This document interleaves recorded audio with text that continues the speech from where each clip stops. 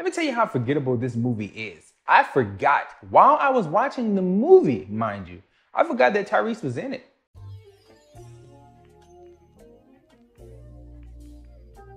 What's good, everybody? Welcome back to Hope Views. Today we're going to be doing a spoiler discussion on Morbius, talking about the movie and why is it so forgettable. Subscribe to the channel if you like reviews and reactions. That tends to be what we do here on the channel.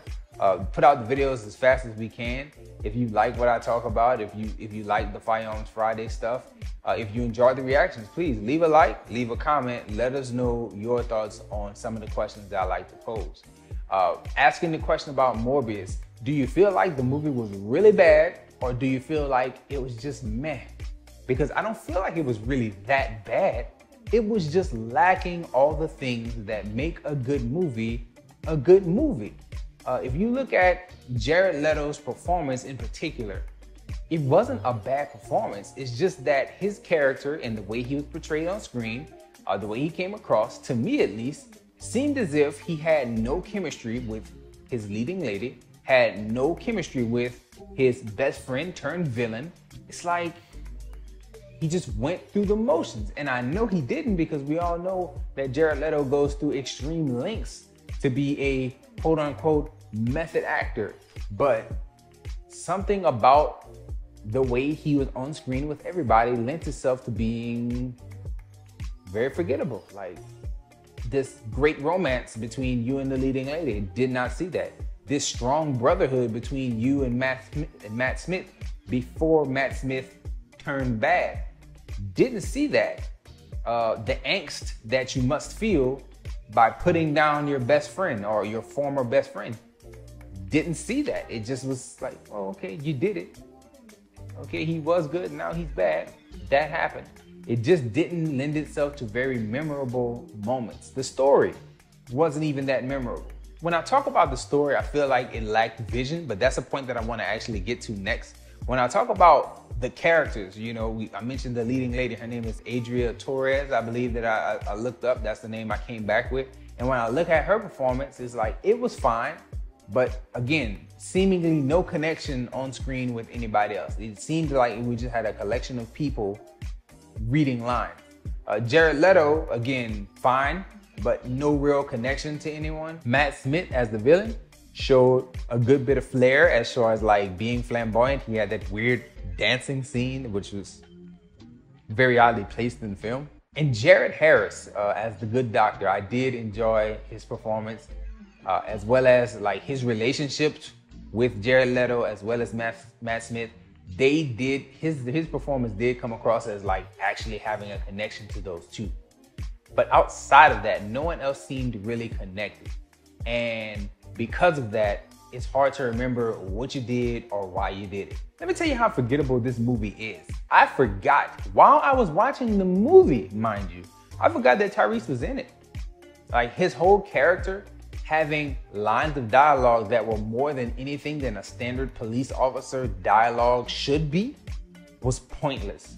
The fact that they mentioned an arm, but then they never showed this arm that got fixed. The fact that he seemingly has some type of connection, past history to Dr. Michael Morbius, but never displayed it as far as having faith in the character, as being a good person, or any kind of gratitude. He didn't conduct himself like he had gratitude. He just seemed like, I'm working a case and I'm trying to catch the bad guy. And that was pretty much it.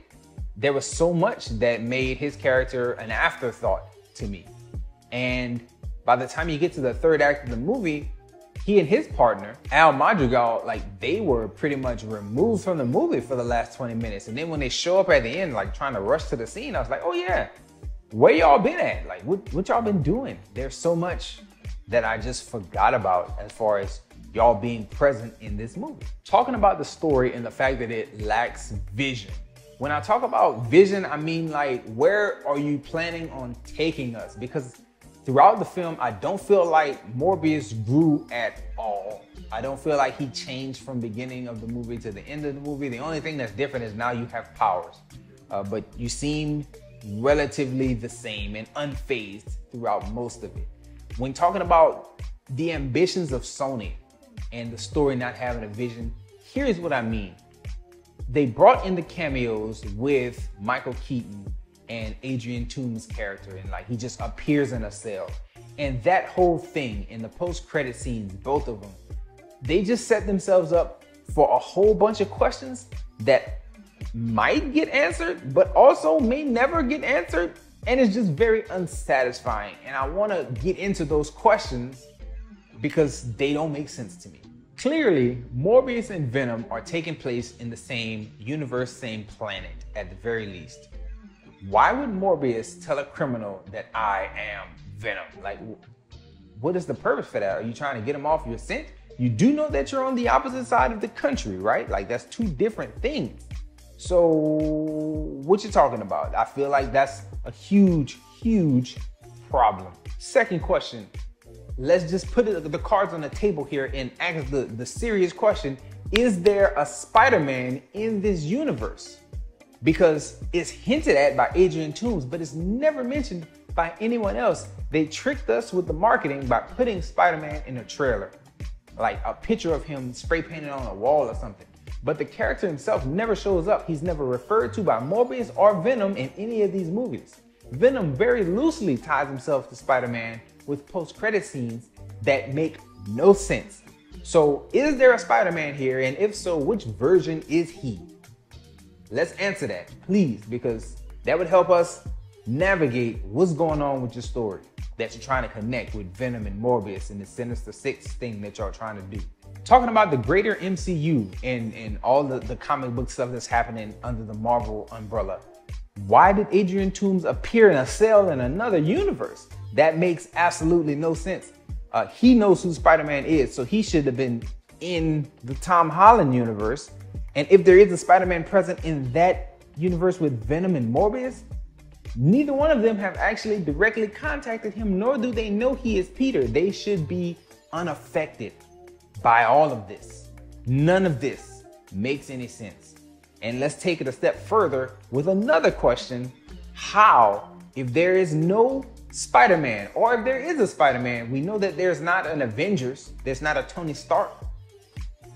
There was no Loki and Thor battle of New York in this universe. So if all that's true, where did Adrian Toomes get the flight suit? Did the evidence locker transport over with him? Like, is that how that works? Because he was in jail. He didn't like portal over in his uniform. So how does he get the flight suit with all the gear, the huge wings? What are you doing over there at Sony? Do y'all really know? And lastly, and very small detail here, but how did Vulture even contact Morbius? Did they exchange numbers? Like, how did that happen? How did they set up a meet and greet at the end? That makes no sense that they would get together and say, hey, we need to stick together. Why? Like, you are brand new to the universe. Why seek out him? Why not seek out Venom? Why not seek out Peter Parker? Because you know who he is still. What are y'all doing? That's really the big question, because I feel like this movie knew that it wanted to introduce Morbius, and it knew that it wanted to connect Morbius to Venom, and it knew that it wanted to help establish a Spider-Man based universe. But if that's the only thing that y'all had in mind, I feel like you failed, and you failed miserably, because those three things got done in the sloppiest of ways. And you end up with a movie that's filled with moments that no one can recall. Because honestly, outside of him getting the cure, becoming Morbius, and like tearing up that tanker, that's really all I can recall that really happened. That was super interesting. And even that bigger misstep was making it PG-13, because the tanker scene was cool, but the fact that y'all don't have blood squirting out and y'all doing all this slashing and ripping and biting and tearing and pulling, I feel like that was a ball drop as well. Lots of things went wrong with this one. It wasn't unwatchable. It's just forgettable. It's like, not that interesting. Don't think I'm gonna miss anything by missing it. I know as a movie reviewer, I want to watch as much as I can.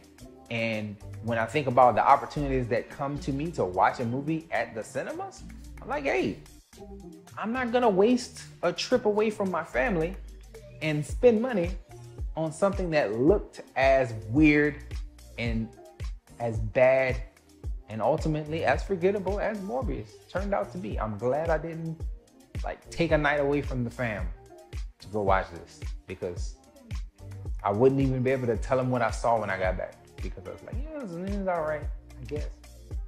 Some stuff happened. Anyway, let me know if you feel like Morbius is forgettable as well. Thank you for watching this far. Enjoy yourself, guard your heart, and go watch something good, because Morbius ain't it.